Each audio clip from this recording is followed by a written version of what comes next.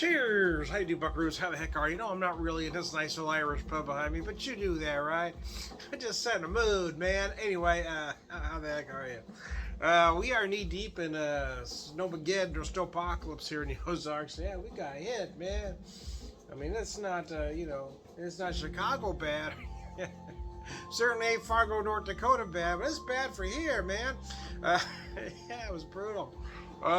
Anyways, I digress. Boulevard Irish Ale, their version of a traditional Irish ale. 5.8%, 30 IBUs, a little bit bigger on the ABV than most traditional, but I'm not going to hold that against them.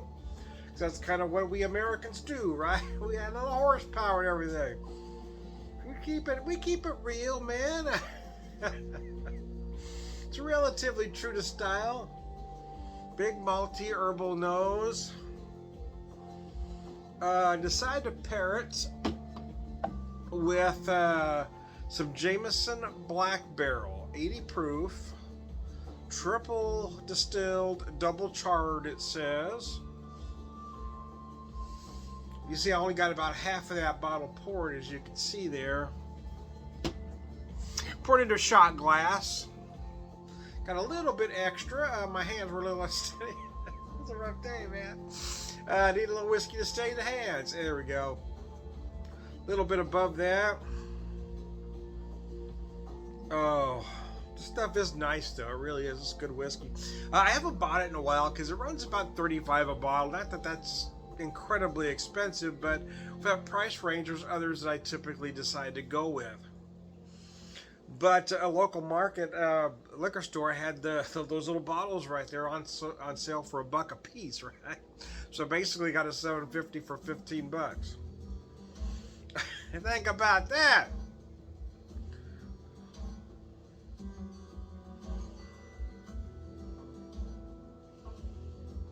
Little sweet on the nose.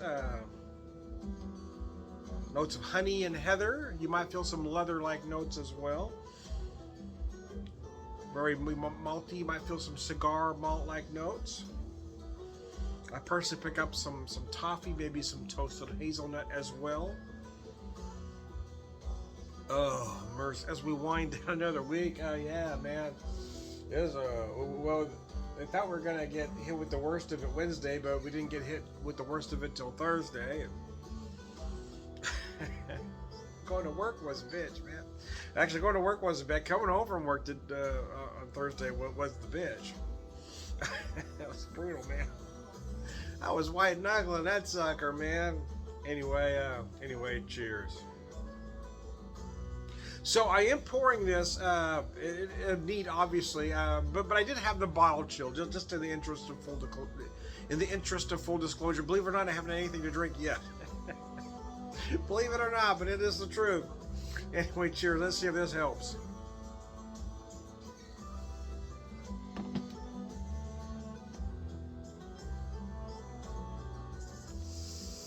Well, it isn't going to hurt. I'll tell you that right now. Yeah, oh gosh, that's just gorgeously sweet.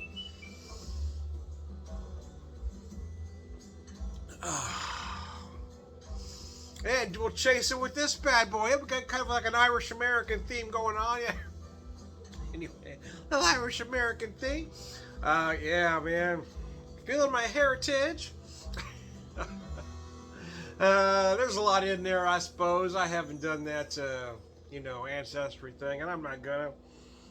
I think it's a plot to get everybody's DNA into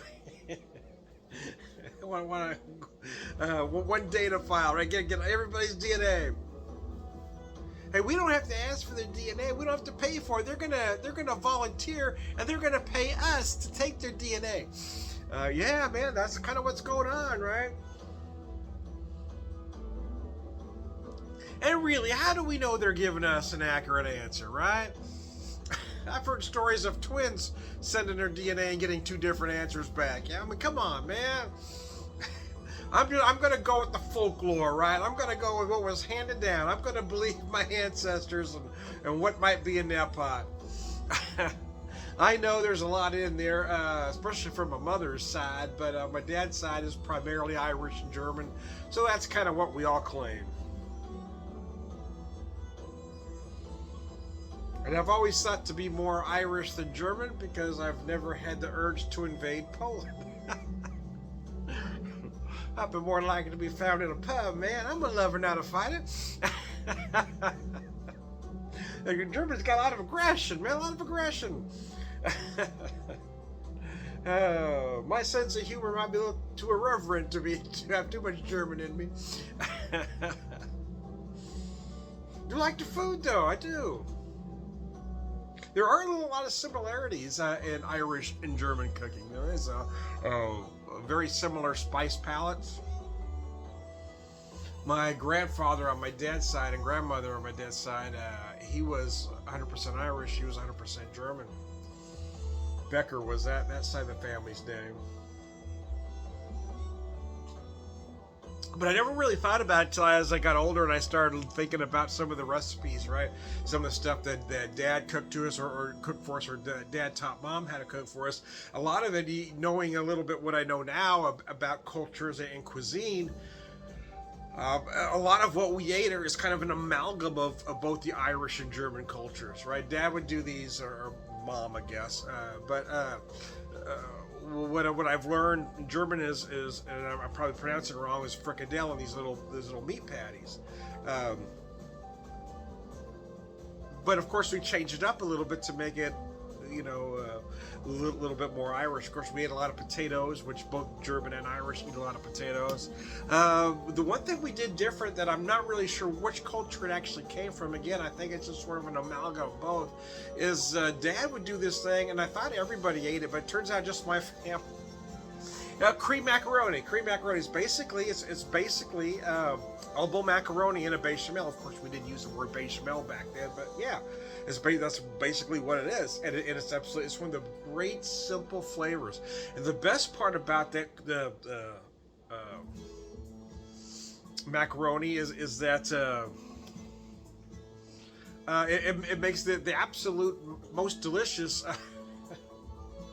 A mac and cheese.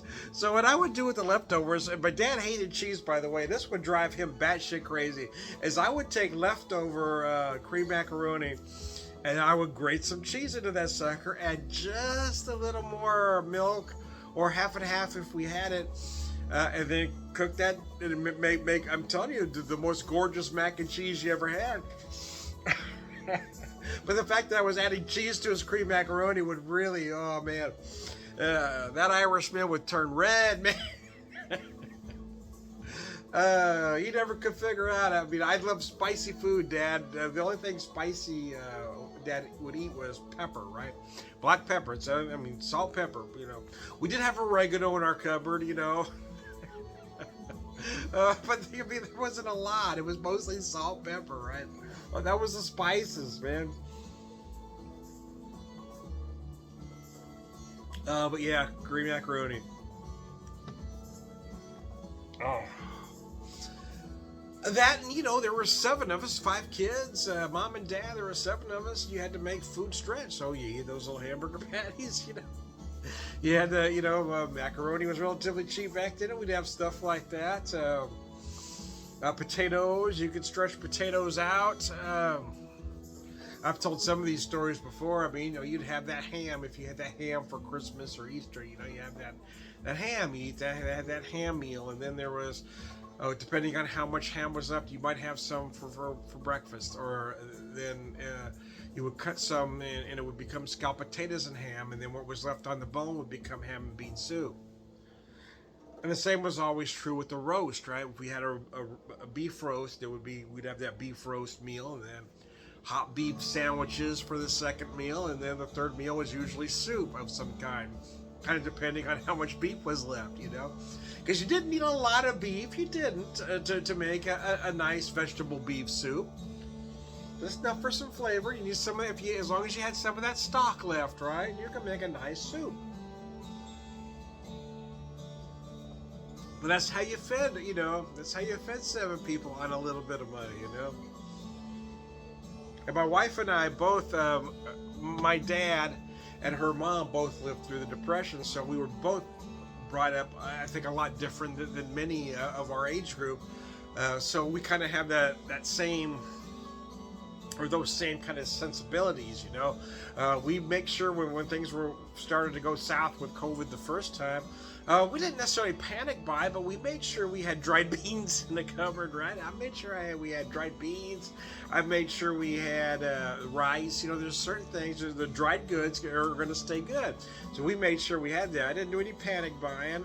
You know, we didn't buy a lot of, you know, toilet paper, bread, just a normal amount to get us through. But I did make sure we had plenty of dried beans and peas and that sort of thing, and rice.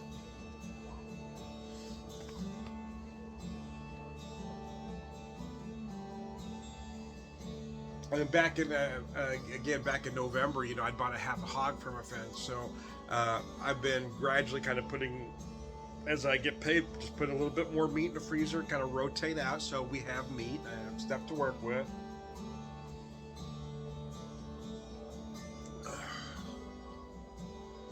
This is a nice version of an Irish ale, right? It's nice and malty, a little bit sweet, but not a lot. You might feel some slight honey notes. But it's very, very herbal, very earthy in the finish. And it's just done exquisitely well. So there you go. As we wrap up this video that started with some Irish, I went into my culture because, well, that's kind of what I like to do. I'm a classic oversharer. You all know that about me, don't you? Yeah, we do, Tom. We really do. We do. We know that about you. Thanks for joining me at the pub with the Beer Whisperer. I am Tom the Beer Whisperer, beer evangelist, prolific beer drinker, purveyor of wisdom. I'm also Tom the Whiskey Whisperer, whiskey evangelist, prolific whiskey drinker, purveyor of wisdom, and...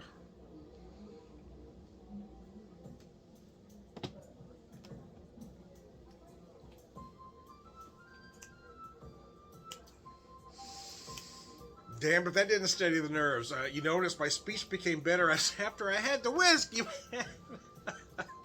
I relaxed, the mind relaxed a little bit. Whoo! I am Don the Beer Whisperer, beer evangelist, beer drinker, purveyor of wisdom, and hey, man, thanks for tuning in as another, you know, prelude to St. Patrick's Day video. Let's see, I think I forgot the last part. I am Tom the Beer Whisperer, beer evangelist, beer drinker, purveyor of wisdom, all around good guy. Cheers, guys. Have a good one. And again, thanks to all that watch and have supported me for this decade that I've become this crazy character. Cheers, guys.